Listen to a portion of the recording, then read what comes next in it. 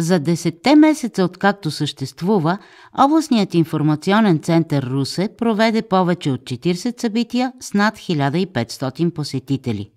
Още толкова граждани са се запознали с дейността на центъра при посещения в офиса или при публични представения. Областните информационни центрове са един отговор на създалата се в самото начало на процеса по управление на средствата от Европейския съюз ниша между търсенето и предлагането по всички тези теми, свързани с проектите. Така или иначе, много често риториката, свързана с европроектите, остава абстрактна за хората. Добавената стойност на областните центрове е да предоставят информация, да създадат един диалог между публичния сектор, между гражданите, между потенциалните бенефициенти, така че те винаги да разполагат с актуална информация по тези въпроси и достатъчно рано да започнат да се подготвят за процеса на кандидатстване и управление на проекти. 2012 година беше една изключително удовлетворяваща година. От тази гледна точка, че успяхме да създадем центъра такъв, какъвто той трябва да бъде. По мнението на администрацията, по мнението на хората, които идват, представители на Европейската комисия казват, че ние сме един от центровете, които се справят изключително добре и изпълняват ролята, за която са създадени. Въпреки че не започнахме през януари, започнахме реално работа през март, успяхме да организираме повече от 40 събития и събрахме изключително голяма публика. Хората разбраха за нашето съществуване, идват все повече граждани да задават въпроси при нас и надявам се успяваме да им отговорим, защото най-голямото ни удовлетворение е това, когато един човек дойде, не знае какво да прави и към кого да зададе въпроса си, да му помогнем да формулира конкретния си въпрос и да се върне след няколко месеца да каже, че неговата идея търпи развитие.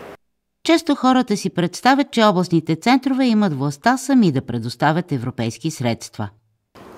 Ролята на областните информационни центрове не е да разпределя средства, това е задача на оперативните програми и обективно погледнато средствата са на разположение. Това, което областният информационен център по всички положения може да направи е в реално време да информира гражданите за тези възможности, така че те да имат достатъчно време да се подготвят за своята проектна идея, да я формулират, евентуално да потърсят партньори и по този начин съвместно да разработят и депозират един успешен проект, който да отговаря на реалните нужди в обществото. Едно от най-значимите събития, организирани от екипа на Областния информационен център Русе през 2012, е дебатът за перспективите пред България през следващия програмен период с участието на заместник-началника на отдел България в Главна дирекция регионална политика на Европейската комисия Карстен Расмусен и министъра по управление на средствата на Европейския съюз Томислав Дончев. Друго голямо събитие на центъра е регионалният кръг на конкурса за рисунка „Как искам Европейският съюз да промени моя град“. Самата организация беше няколко месеца, изключително тежка, с много писане, с много административни усложнения. В край на краищата се включиха толкова много деца и получихме толкова много рисунки, че в деня на награждаването бяхме изключително удовлетворени, не само ние, надявам се и децата, които изпълниха залата. През 2013 предстоят близо 50 публични събития, изнесени приемни в малките населени места, както и участие в общи кампании с управляващите органи на оперативните програми в България. 2013 е последната година от този програмен период, така че ние ще говорим какво ни предстои през следващия. Ще имаме общи инициативи на мрежата от областни информационни центрове, защото ние сме един от 28-те. И ни предстоят много срещи, в които да разкажем какво се случи за този първи програмен период от гледна точка на добрите практики и научените уроци. Областните информационни центрове ще продължат да съществуват в началото и на следващия програмен период.